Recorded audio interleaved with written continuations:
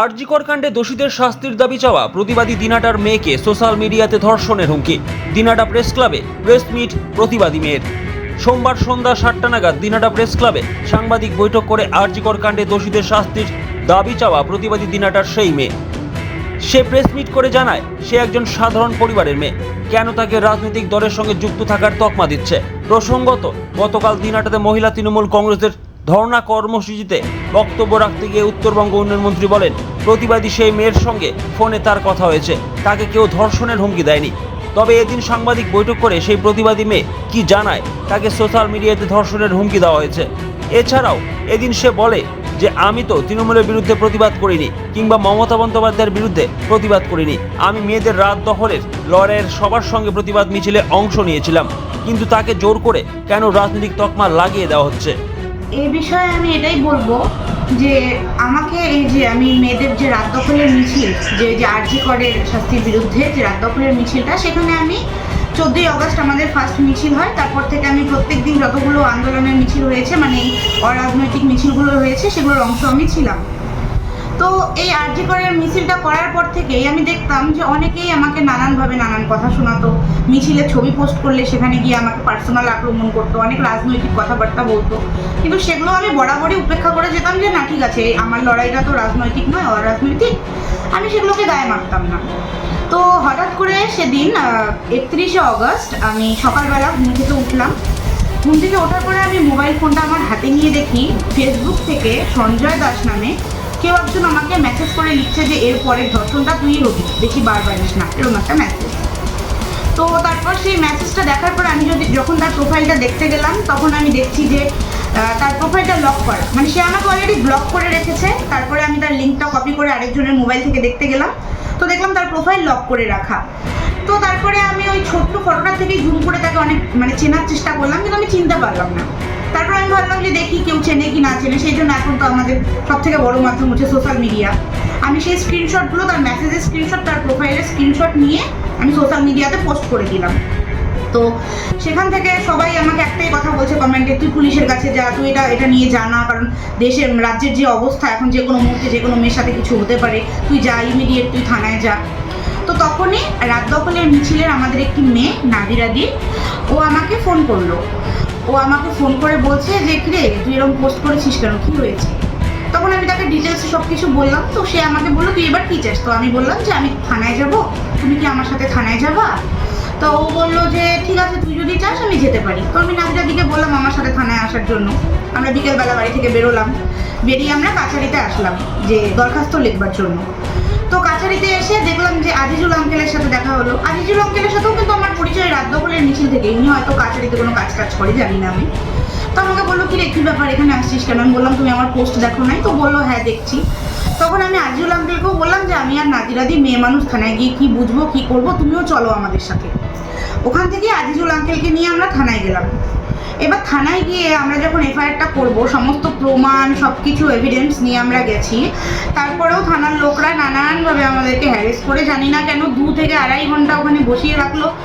একটা বাড়ি কোথায়, হ্যাঁ গ্রামে বাড়ি, তোমার অঞ্চল আলাদা, মানে নানান ধরনের নানান কথা বলতে দেরি করালো, করিয়ে ওখানে অনেকটাই টাইম ওয়েস্ট করলো। আমি সেখানে বলছিলাম যে আমার তো বাড়ি অনেকটাই দূর, আমার বাড়ি অনেকটাই গ্রামে, তো আমার এখান থেকে যেতে রাত হয়ে গেলে মুশকিল হবে, এমনিতেই এরকম থ্রেট আসছে, তো ভয় পাওয়াটাই স্বাভাবিক।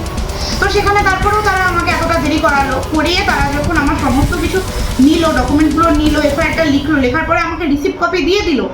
তারপরেও আমাকে বললো যে তোমার একটা আধার কার্ডের জেরক্স লাগবে। তো আমি বললাম আমার কাছে তো এখন আধার কার্ড নেই, আমার ফোনে ছবি আছে, আমি দিয়ে দিচ্ছি। তো আমি ফোনে ছবিটা দিলাম, ওই পুলিশ ম্যাডামটা আমার ছবিটা নিয়েও আমাকে বলছে যে না, জেরক্সই লাগবে, তোমাকে জেরক্সই করতে যেতে হবে। তো এখানে আমিও মেয়ে মানুষ, নাদিরাদিও মেয়ে মানুষ, আমরা কেউই জেরক্স করতে যেতাম না রাত্রিবেলা। ওখানে অপশন কে ছিল? আজিজুল কাকু। তো আজিজুল কাকুকে বললাম যে কাকু আমার জেরক্সটা একটু করে এনে দাও। এবার উনি জেরক্স করতে গেল, যে আসছে না, কিছুক্ষণ পরে উনি জখমি হয়ে আসলো, এদিক দিয়ে রক্ত পড়ছে, পিঠের এদিকে কাটা।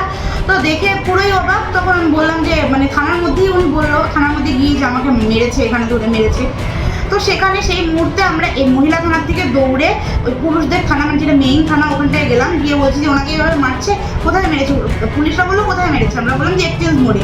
তো তখন উচিত কি ছিল পুলিশের দৌড়ে গিয়ে দেখা যে কে মারছে, কিন্তু পুলিশ ওখানে বসেই আছে, পুলিশের কোনো হেলদোলই নেই। তো সেখান থেকে আমার একটা মানে ডাউট হচ্ছিল, আমি ছিল না, সেখান থেকে আমার ডাউট হচ্ছিল যে এরা কি তারাই, যে যারা আমাকে এরকমভাবে হুমকি দিয়েছে তারাই কি আমাকে মারার বদলে আজিজুল কাকুকে মারলো? তখনও পর্যন্ত আমি জানতাম না যে আজিজুল কাকু এসইউসিআই পার্টির অংশ, সেটা আমি জানতাম না, এটা আমি পরে জানতে পেরেছি। কিন্তু তখন আমার মনে ছিল হয়তো আমার উপরে শত্রুতাটাই ওই আজিজুল কাকুর উপর দিয়ে যাচ্ছে। তো তখন তারপরে এরকম হলো, হওয়ার পরে ওনাকে হসপিটালে প্রথমে একা যেতে বলছিল, উনি গেল না, তারপরে একজন পুলিশ কর্মীর সাথে ওনাকে হসপিটালে পাঠানো হলো, তারপর আমরাও বাড়িতে চলে আসলাম। এবার আসার পরে আমি মিডিয়াতে খবর দেখছি যে ওখানে মানে আজিজুল কাকু, ওখানেই আমি জানতে পারলাম যে উনি এসইউসিআই করেন। আর ওখানে বলা হচ্ছে যে এই সঞ্জয় দাস নাকি কোনো সে রাজনৈতিক টিএমসির কোনো নেতা। সব থেকে বড় কথা, এই সঞ্জয় দাসকে আমি কোনোদিনও চিনিও নি, আমি দেখিও নাই। আর আমি যদি জানতাম যে উনি টিএমসির নেতা, তাহলে আমি সবার আগে আমার বাড়ির লোককে এই কথাটা জানাইতাম। আমি তো জানি না বলেই আমি পুলিশের কাছে আসছি যে এটা ফেক অ্যাকাউন্ট না রিয়েল অ্যাকাউন্ট, বা কেন আমাকে মেসেজটা করলো, এই জিনিসটা যেন পুলিশ তদন্ত করে বের করে, যেন ওই সে সাইবার ক্রাইমে গিয়ে এটা বের করা হয় যে ফেক প্রোফাইল আসলেও তো মানে সাইবার ক্রাইম হলে সেটা বেরিয়ে যায়, সেটা যেন করা হয়। কিন্তু না, সেটা করা হচ্ছে না। এটা গেল, এরকম করে নর্মালি খবরটা অনেক জায়গায় ছড়িয়ে যাচ্ছে যে এটা একটা রাজনৈতিক আন্দোলন। এবার এগুলো গেল। কালকে মন্ত্রী মানে আমাদের যে উন্নয়ন মন্ত্রী আছেন উদয়ন গুহ মহাশয়, উনি আমাকে ফোন করেছিলেন, ওনার সাথে আমার কথা হলো। তো আমি জানি না কেন উনি মিছিলে কালকে একটা কথা বলছে যে আমি নাকি ওনাকে বলেছি এই সঞ্জয় দাসের সাথে আমার পার্সোনাল সম্পর্ক আছে, পার্সোনাল শত্রুতা আছে। আমি তো এরকম কোনো কথা বলিনি। উনি যখন আমাকে জিজ্ঞেস করেছে যে তুমি কি বলতে চাইছো যে এটা তৃণমূলেরই কেউ, তখন আমি ওনাকে বলেছি যে আমি তো জানি না ইনি কে, আমাকে মিছিলে আসার জন্যই ইনি থ্রেট দিল, নাকি ইনি আমাকে পার্সোনালভাবে কোনো আক্রমণ করতে চায় সেটা জানার জন্যই তো আমি পুলিশের কাছে এসেছি। কিন্তু আমি কিন্তু একবারও বলিনি আমি তাকে চিনি বা জানি। এবার আমার একটা নিজস্ব ব্যক্তিসত্তা আছে, সেখানে সবাই বলছে যে আজিজুল আঙ্কেল আমাকে সাজিয়ে এনে আমার দ্বারা এসব কিছু প্রেজেন্ট করাচ্ছে। আমি তো কাঠের পুতুল নই, আমি 23 বছর বয়সের একটা মেয়ে। আমার ভিতরে কি কোনো ব্যক্তিসত্তা নেই যে যে যেরকম ভাবে পাচ্ছে আমাকে নিয়ে রিপোর্ট বানিয়ে দিচ্ছে? আজ এই রাজনীতির রং আমার গায়ে লাগাচ্ছে, কাল ওই রাজনীতির রং আমার গায়ে লাগাচ্ছে। কেউ বলছে, একজন নেত্রী কালকে বলছে আমি এসইউসিআই করি, কালকে কেউ বলবে আমি টিএমসি করি। কেন এই রাজনীতিগুলো আমার সাথে আসছে? আমার জীবনে একটা পার্সোনাল সমস্যা হয়েছে, একটা ছেলে আমাকে ধর্ষণ করতে চেয়েছে, পুলিশের কাজ এই ছেলেটাকে খুঁজে বের করুক, তার পরিচয় জানুক, সবাই মিলে তার কাছে তার পরিচয় রিভিল করে দিক। কিন্তু এর মাঝখানে আমার জীবনের সাথে রাজনীতি জড়িয়ে যাচ্ছে কেন? আমি তো কোনো রাজনীতি করতে আসিনি, আমি প্রথম থেকেই বলছি এটা পুরোটাই একটা অরাজনৈতিক আন্দোলন। আমার গায়ে কেন এভাবে কাদা ছিটানো হচ্ছে?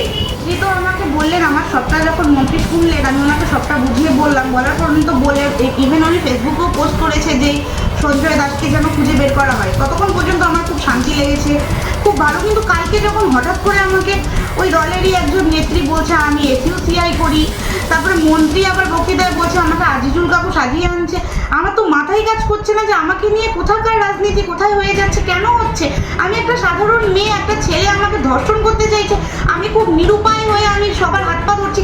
এখানে যদি আজিজুল কাকুর বদলে নাদিরাদির বদলে যদি টিএমসি পার্টির হোক, বিজেপি পার্টির হোক, সিপিএম পার্টির হোক, যে কেউ আসতো আমাকে সাহায্যের হাত বাড়িয়ে দিতে, আমি সবার সাহায্য গ্রহণ করতাম, কারণ আমার একজন সাহায্যকারীর প্রয়োজন ছিল। সে কোন পলিটিক্যাল পার্টি থেকে বিলং করে এটা প্রধান কারণ নয়।